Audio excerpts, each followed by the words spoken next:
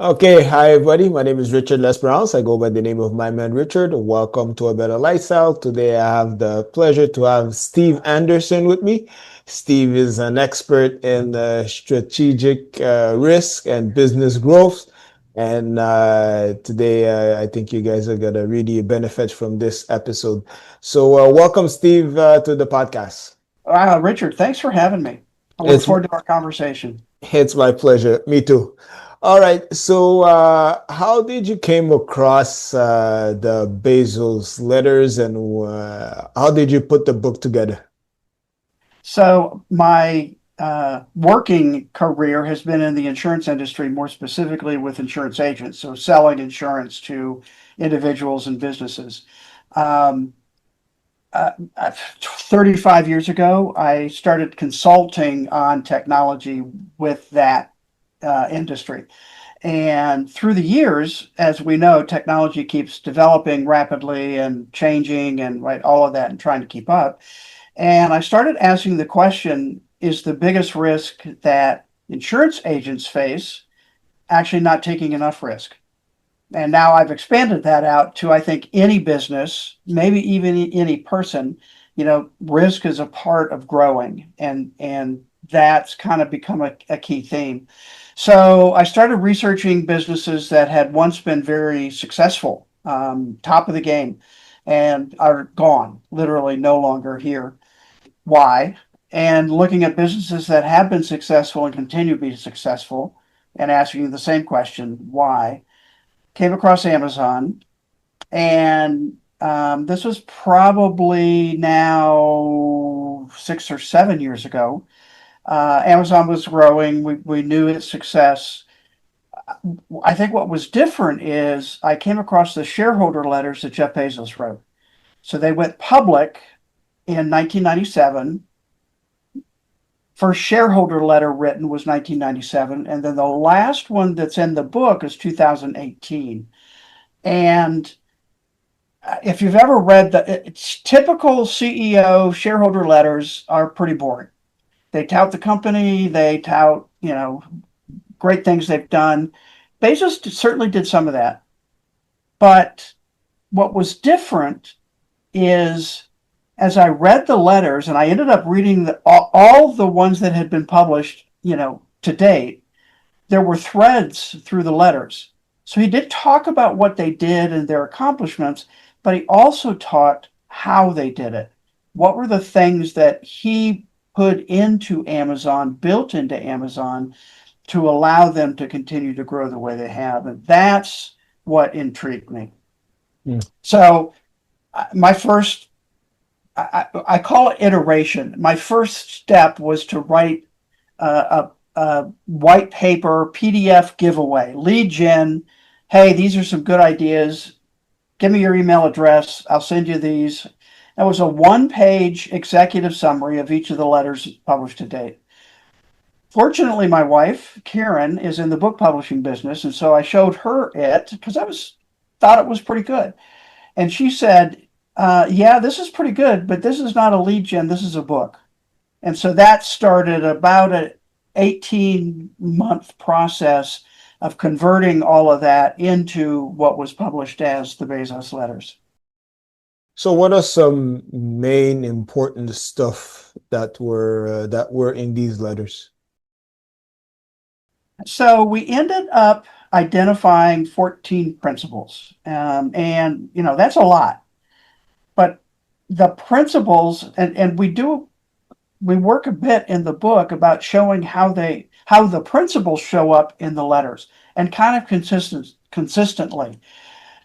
So we organize the principles into what I call cycles. So I believe every business is going through 4 cycles: test, build, accelerate, and scale. And depending on where the business is, or where, if a larger business, where a division might be, a smaller startup business is still going through those cycles. The scale may be a little bit different. So we grouped the principles in those cycles. So They're 14. That's a lot. We don't have time to talk about them all. So I'll pick a few that seem to resonate with people. Um, so first is actually the very first principle, and it's called encourage successful failure. So go back to the comment I made when we started about risk taking. So that's a key concept because as a new business starting up or an existing business who's testing a new idea, you have to experiment, try things out, figure out what's going to work for the customer, what's going to work for the business. Is there even a market for it? And so one of the problems is when you have an experiment, you are going to fail by definition. An experiment means you don't know what's going to happen. You're trying to find out. If you know you're going to be successful, then it's not an experiment. And Bezos talks about experimenting a lot. And what he says is we invent on behalf of the customer. And how we do that is we experiment with different ideas. And we know our customers so deeply that we can invent on their behalf. Now, the problem with experimenting and failing is a lot of companies have a culture of punishing failure, not embracing it and understanding it's part of the process. So experimentation allows you to invent on behalf of the customer, which then gives you a platform to innovate, continually updating what you've done. And then you start that all over again. And so one of the problems with the companies that once were very successful is they relied on their initial success, either products or services, but didn't continue to experiment and try new things. So that's one. I'll pause for a second. That's a big one, actually. Okay. And it's a concept. I mean, typically you don't see the word successful and failure in the same sentence. How Okay. can you have a successful failure? Uh, I think there's a few more of them. I'll just mention them if that's okay with you. I think there's also long-term thinking. Yep. Talk to us about that. So long-term thinking is in what's the build cycle, so the second cycle, and Amazon from the very beginning, in that very first 1997 letter, Bezos said, we will plan and think about the long term. So they made investments and didn't take profits for many, many years when they got started because they were investing in warehouses and logistics and transportation and all that kind of stuff. But that takes a long-term thinking. Certainly here in the US, I suspect in Canada as well, a lot of times it's short-term quarterly thinking. What's the stock price? What's your profit? But it's not looking at what are we investing today that it's not going to pay off for 3 years. But that's where success comes from. And so that long-term thinking, and that's a part of how Bezos thinks. I mean, let me give you one quick example we talk about in the book. He funded the 100-year clock. So this literally is a clock it built. It's in West Texas that's designed to run 100 years. That's long-term thinking, right? Why do we even do that? Well, it's a reminder that when we think long-term, success can be better because of that. We're willing to work today for the future. And he has a phrase I really like that's along these lines is I want to be a ancestor that people look back on and thank us for. So here's a little context there. He says, and this is part of his space venture. So Blue Origin, right, going to space, etc. That's a long story. But what he said there is, I'm building things now that won't pay off for maybe 50, 100 years. But I want to be a good ancestor, meaning I want to give people the ability, for example, to start a space company in a college dorm room, like we see, like examples we see now today, right? Build the infrastructure. That takes a lot so that others can build upon it. So that's long-term thinking. I know, I think, correct me if I'm wrong, I think customer obsession is one of his thing too. So talk to us about that. Yeah, customer obsession is also in the build cycle. The principle itself is obsess over customers. He talks about, see, the 1997 letter is pivotal. He had a section on long-term thinking. He had a section on obsess over customers. Had a section on how important employees were to achieving his vision. Um, so obsess over customers. Now, every business from first startup to mega company knows they need to take care of customers. You don't have customers, you don't have a business. You're not selling something, you don't have a business.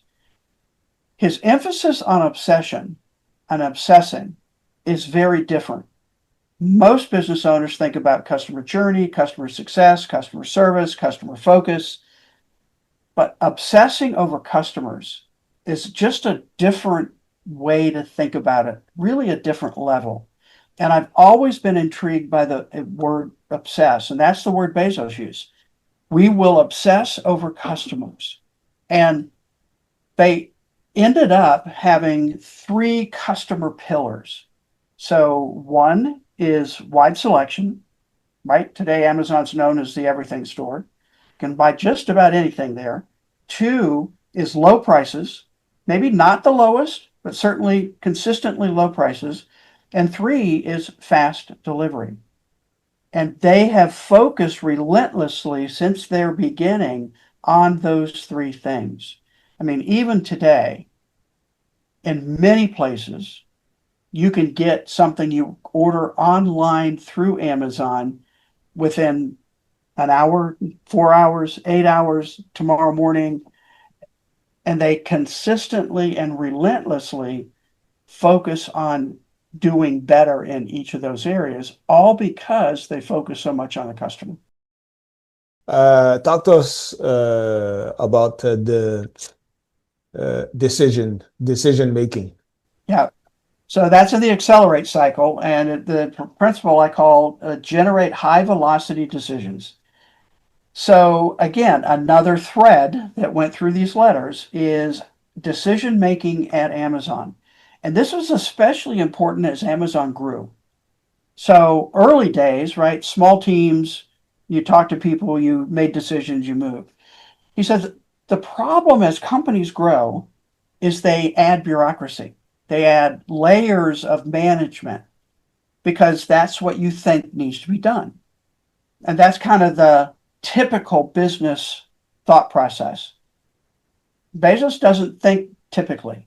He's very different in how he thinks about business. And what he said was there are two types of decisions in a company: type one, type two. Not very creative. And he describes it as going through a door.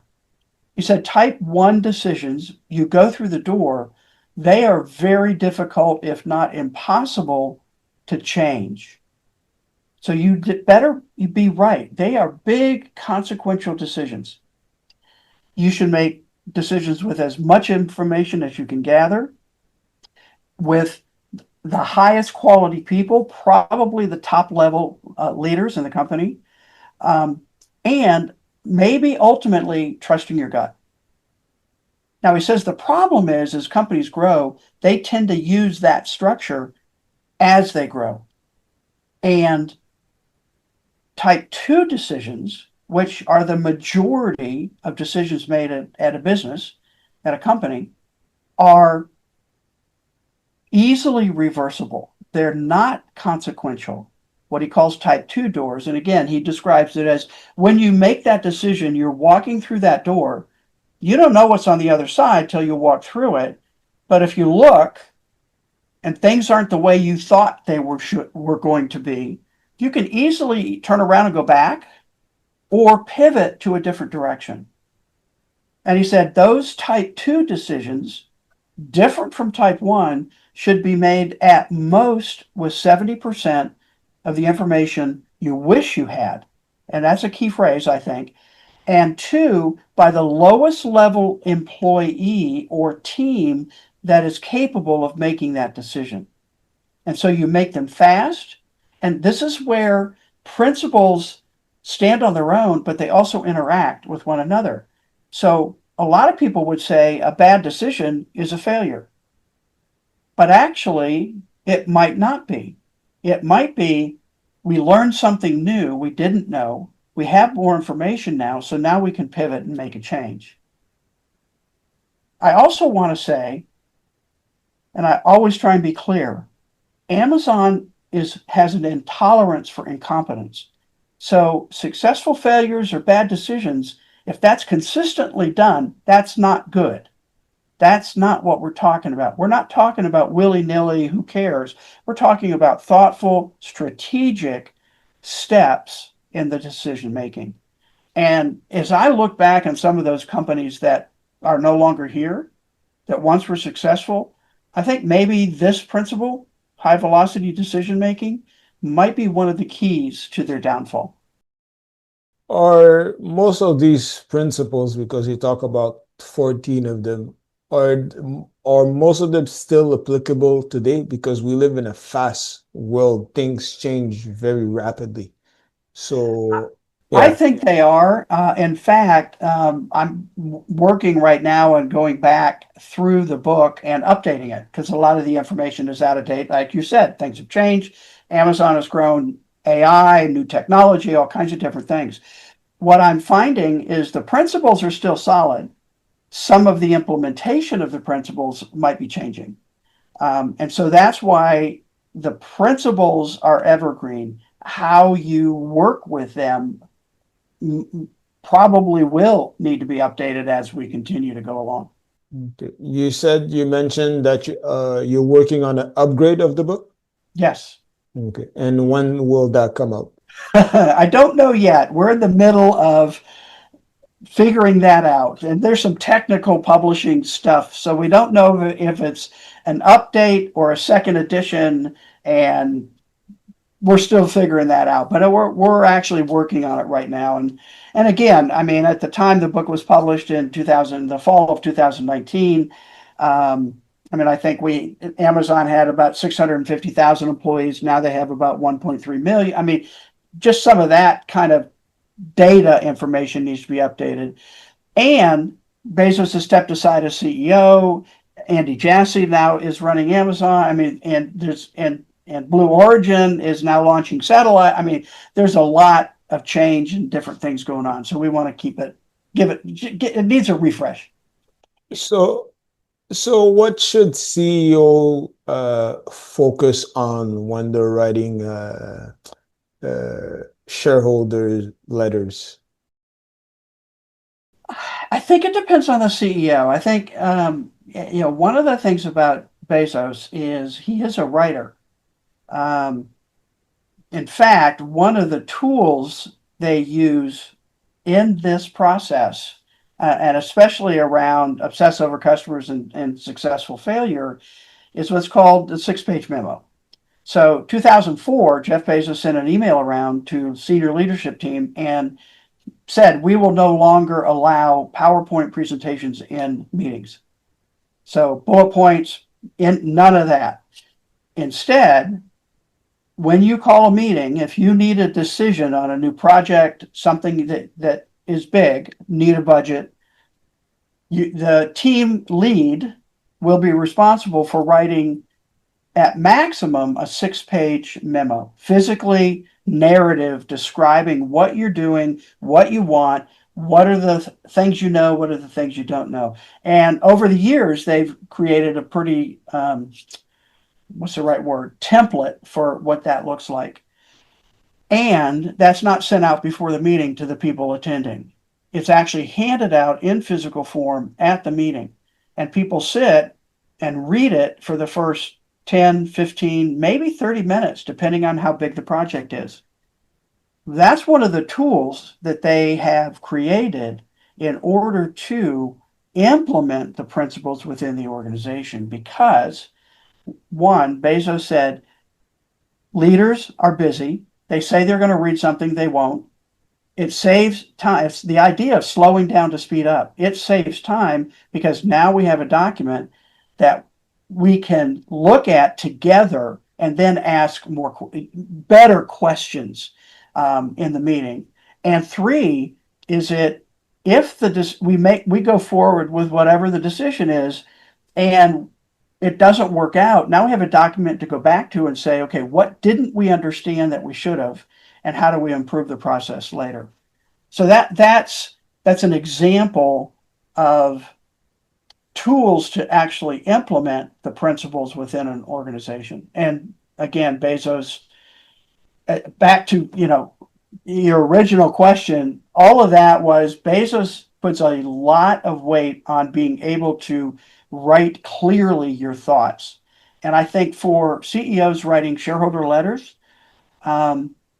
yes, they probably need to talk about what the business did, what their strengths are. I think the more they talk about how, the more they'll resonate with their investors.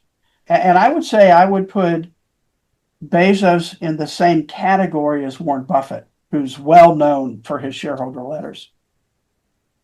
Uh, Businesses have a hard time sometime of pivoting with the times. Talk to us about that so people could be more like, uh, uh, how could I say that? So people could adjust better. Adjust, be Yeah, more, yeah, yeah, with time. more agile. Yeah, exactly. Well, and I think a couple thoughts come to mind. One is we know technology is going to change. I mean that's been history for quite a while now. So you should build into your business the thought process or the tools to how do we adapt to this change. And I mentioned earlier, certainly AI right now is probably one of the biggest ones. We won't go down that rabbit hole, but my personal opinion is the AI we're seeing today will, I don't know how long, not too long, we'll look back and say that was more important than the internet was in the 90s. So I think that is really important. So what are you doing in your business? What are you encouraging your employees to do? Are you allowing them to experiment, figure out, test, fail? That's a culture thing in your business that I think needs to be built in, especially I say I've been in technology, you know, consulting for 35 years now. There's always something new. And so how are you going to evaluate it and adapt to it and have the structure and the ability to that allows your employees to experiment and figure out what the next steps are? Last question. So what we've talked about a lot of things. So what can businesses in general learn from Amazon and its success? Um, I want to talk about the last principle, 14. It's called Believe It's Always Day One. And this was a concept that from the very beginning Bezos had. In that 1997 letter I've mentioned several times now, he said it's day one for the internet. And remember, this is 1997. It really was. Day one for the internet and for Amazon.com if we execute well. And every letter subsequent to that 97 letter, he always ended the letter with some form of it's still day one, it's always day one. And that concept of day one. So, what is it? It's a mindset. It's the maintaining the excitement on that first day you open your business or the first day you've got a customer paying you for something. That is a core idea of keeping the excitement, the vitality, the vibrance in your business, and the excitement of helping your customers. He wrote about day one in the 2016 letter. And he was asked a question at an all hands meeting: Jeff, what does day two look like? And he said, day two is stasis, followed by irrelevance, followed by excruciating, painful decline, followed by death. And that's why it's always day one. Well, again, if you look back at those once successful companies, they started down that day two mindset and became irrelevant and then were gone. And I think that is key to keeping up with the changes that we continue to experience.